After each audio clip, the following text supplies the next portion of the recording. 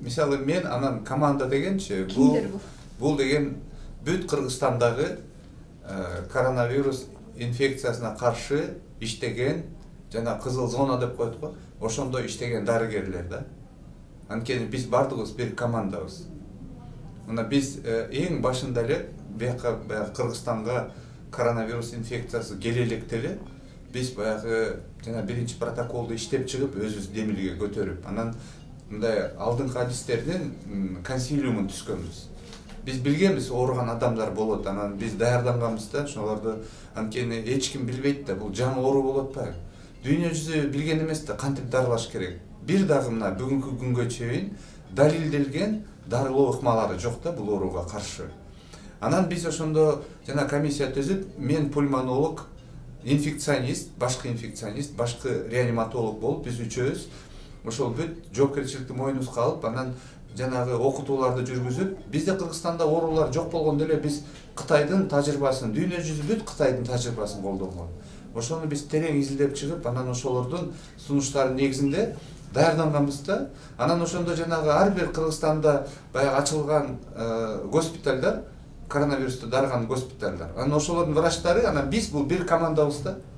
Анан эми баягы мен экинчиден ошол жана комиссия түзүлбөдү. Комиссия түзүлдү. Мен ойлойм, туура анализ жүргүзүш керек. Биз ага кошулабыз. Биз комиссиянын ишин колдойбуз. Жардам бергенге даярбыз.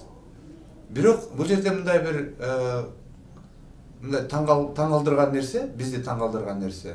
Ошол жана дарылоо боюнча анан бизге каршы ошол жанагы мүчөлөрү, комиссиянын мүчөлөрү абдан жалган, эч кандай далили жок каралоо маалыматты жарыялап ачыкка чыгарышты да. Бизге көргөзгөн да жок, бизге айткан да жок.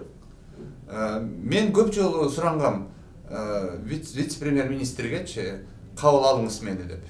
Советник аркылуу, башка эми колумдан келген жолу мен түшүндүрөйүн дегем. Биз бар 3 мына адис чогуу баралык дегенбиз. Башка адистер дагы. Ошол профессионалдар, иштегендер, ошол бардыгын билгендер барып, өзүбүздүн оюбузду айталык дегенбиз, жардам катары. Анткени комиссиянын максаты баягы мындай келечекте кандайча биз туруштук бере алабыз. Анализдин максаты дарылоо боюнча да кандай даярдыктар керек. Биз ойлогонбуз, дагы деле ойлоп атабыз, ошол максат негизги депчи. Бирок эмнегедир бизди кабыл алган жок. Анан бир тараптуу чечим чыгарып туруп, бизге айтпай туруп, биз анын бардыгын неменен окуп атабыз. Маалымат каражаттарынан, Акипресстен, башка ар кандай интернет каналдардан угуп атабыз. Жаш бала, эч кандай тажрыйбасы жок, эч кандай билими жок, эч кандай кызыл зонада иштебеген, коронавирус деген эмне экенин билбеген бала чыгып алып, бизди ушундай жалган маалымат алып, элге мындай туура эмес маалыматты таркатып атат да. Анан мындай болуп атпайбы? Мисалы, дарыгерлерди кыйнаган дейт. Кыйнап дарыларды, далили жок дарыларды белгилеген депчи. Мына менин тарбиям, менин маданиятым, менин интеллектим, менин билимим, мен эч качан этика дегенди жакшы билем. Мен эч качан жанымда иштеген кичүү дарыгерлер болсо да мен кеңешем дайыма. Окууду жаңы бүтүп келгендер болсо да мен дайыма кеңешем. Бирок кыйнап буну бер, тигини бер деп мындай мажбурлап, андай биздин эч качан биздин немебизге туура келбейт да. Анан дейт, дарыгерлерди дейт, кыйнап кечирим сурап турган дейт. Админ ресурсту колдонуп депчи. Мисалы мен анан биздин команда кызыл зонада иштеген дарыгерлер кимди кечирим суратабыз. Мен ошону түшүнбөй атам да. Кайсы далил бар, кайсы негиз бар ошого? Бир дагы далил таап алышпайт. Жок да, андай болушу мүмкүн эмес да. Туура эмес диагноз койгон дейт. Туура эмес дарылаган дейт.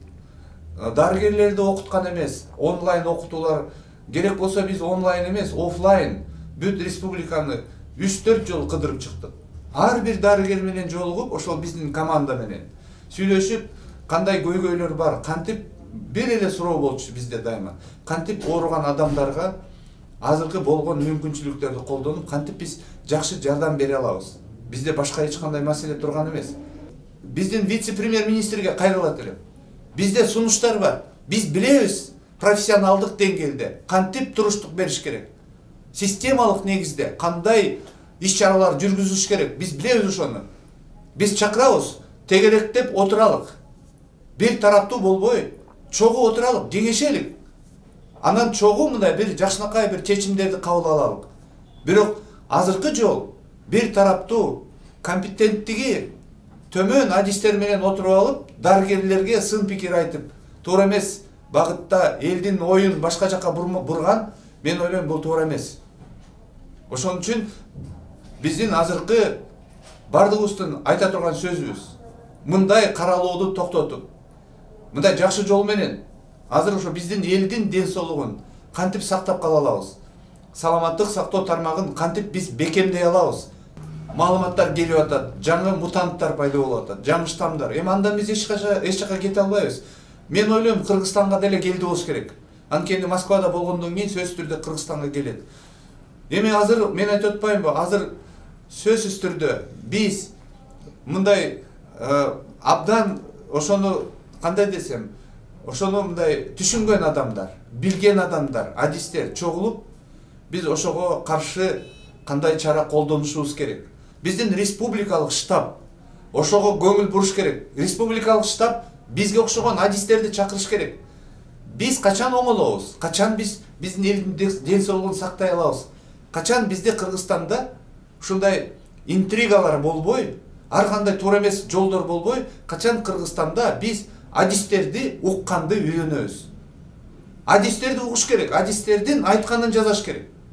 Анан жанагы ортодон чыга калып, кандайдыр бир башка кызыкчылыктар менен ар кандай нерселерди, туура эмес нерселерди жасагандардан биз алыс болушубуз керек.